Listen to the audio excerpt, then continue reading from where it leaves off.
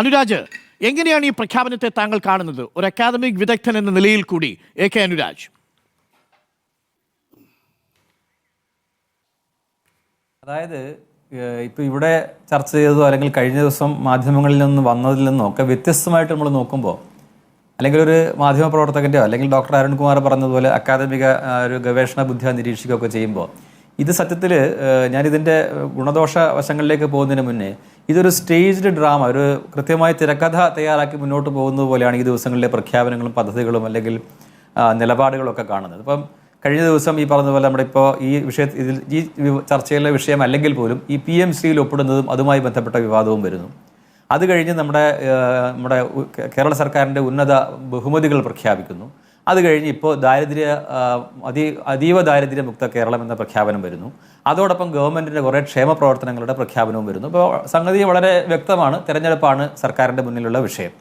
അപ്പോൾ അത് തെറ്റുമല്ല, കാരണം എല്ലാ സർക്കാരുകളും ഇതൊക്കെ ചെയ്യുന്നതാണ്. പക്ഷേ ഒരു മാധ്യമപ്രവർത്തകൻ എന്ന നിലയിൽ ഇതിനെ സമീപിക്കുമ്പോൾ ഇത് പതിവ് സർക്കാരുകളുടെ രീതിയിൽ നിന്ന് വ്യത്യസ്തമായിട്ട് കൃത്യമായി ഒരു PR ഏജൻസിയുടെ അജണ്ടയുടെ ഭാഗമായിട്ട് പ്രവർത്തിക്കുന്ന പോലെ തോന്നുകയാണ്. അതായത് നമ്മുടെ കേരളത്തിൽ സത്യത്തിൽ ഇത്തരം നയങ്ങളും പരിപാടികളും ഒക്കെ എല്ലാ സർക്കാരുകളും നമ്മൾ എന്നും സ്വീകരിച്ചിട്ടുള്ളത്, ഭരണകക്ഷികളൊക്കെ സ്വീകരിച്ചിട്ടുള്ളത് രാഷ്ട്രീയ ബുദ്ധി ഉപയോഗിച്ചുകൊണ്ടാണ്. അതിനുള്ള ഒരു രാഷ്ട്രീയ നേതൃത്വം കേരളത്തിൽ UDF-നായാലും LDF-നായാലും ഇപ്പോഴത്തെ സാഹചര്യത്തിൽ NDA-ക്കായാലും ഉണ്ട്. പക്ഷേ ആ രീതിയിൽ നിന്ന് മാറിയിട്ട് നമ്മുടെ ആധുനിക കാലത്ത് ഇത്തരം PR ഏജൻസികൾക്കൊക്കെ ഉള്ള സ്വാധീനം വളരെയധികം പ്രകടമാകുന്ന ഒരു രീതി, ഇത് കഴിഞ്ഞ ഒന്നാം പിണറായി സർക്കാരിൻ്റെ അവസാന കാലത്തും ഇത്തരത്തിലുള്ള ചർച്ചകൾ ഉണ്ടായതാണ്. അതേ രീതിയിലേക്ക് ഇപ്പോൾ പോകുന്നു എന്നുള്ളതാണ്. പക്ഷേ ഈ സാഹചര്യത്തിൽ ഉണ്ടാകുന്ന ഒരു ഈ വിഷയവുമായിട്ട് ഉണ്ടാകുന്ന പ്രശ്നം, ഇന്നത്തെ ഈ വിഷയവുമായിട്ടുണ്ടാകുന്ന പ്രശ്നം, അതായത് അതീവ ദാരിദ്ര്യമുക്തം എന്ന് പറയുന്നത് എനിക്ക് തോന്നുന്നില്ല കേരളത്തെ സംബന്ധിച്ചിടത്തോളം അത്ര പെട്ടെന്ന് ഈ പ്രശ്നം പരിഹരിച്ചു എന്ന് പറഞ്ഞ് പ്രഖ്യാപിച്ചു പോകാൻ പറ്റുന്ന ഒന്നാണ് എന്ന് തോന്നുന്നില്ല. കാരണം ദാരിദ്ര്യത്തെക്കുറിച്ച് വളരെ വ്യത്യസ്തമായ ഒരു ചിത്രം, അല്ലെങ്കിൽ വളരെ അതിൻ്റെ യാഥാർത്ഥ്യ ബോധത്തോടെ ഉൾക്കൊള്ളുന്ന, അല്ലെങ്കിൽ അതിനേക്കാൾ കൂടുതൽ ഗൗരവത്തോടെ ചർച്ച ചെയ്യുന്ന ഒരു സമൂഹമാണ്, കാര്യങ്ങളെക്കുറിച്ച് ബോധ്യമുള്ള സമൂഹത്തിൻ്റെ കാര്യമാണ് ഞാൻ പറഞ്ഞത്. അവർ വളരെ ഗൗരവത്തോടെ സമീപിക്കുന്ന ഒരു വിഷയമാണ് ദാരിദ്ര്യം എന്നത്.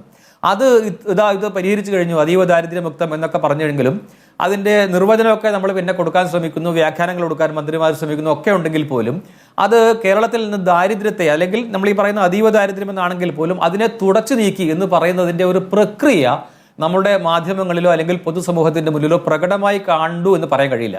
ഡോക്ടർ അരുൺകുമാർ ഇപ്പോൾ ചില സൂചനകളൊക്കെ നൽകി. പക്ഷേ അതൊക്കെ പോലും എനിക്ക് തോന്നുന്നത് ഒരു സത്യസന്ധമായിട്ട് നമ്മുടെ മുഖ്യധാരാ മാധ്യമങ്ങളിലൂടെ, അത് ടെലിവിഷൻ ചാനലുകളാകട്ടെ പത്രങ്ങളാകട്ടെ ഒക്കെ വരികയും പൊതുസമൂഹം അത് ചർച്ച ചെയ്യുക. നമുക്കറിയാം നമ്മുടെ രാഷ്ട്രീയ കക്ഷികളെല്ലാം ഇത്തരം വിഷയങ്ങൾ ചർച്ച ചെയ്യുന്നവരാണ്. മറ്റു സംഘടനകളുണ്ട്, അവ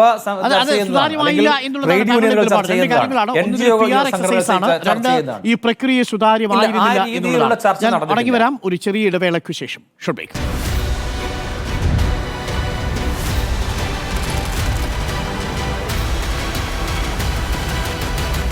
Debate with Dr. Arun Kumar.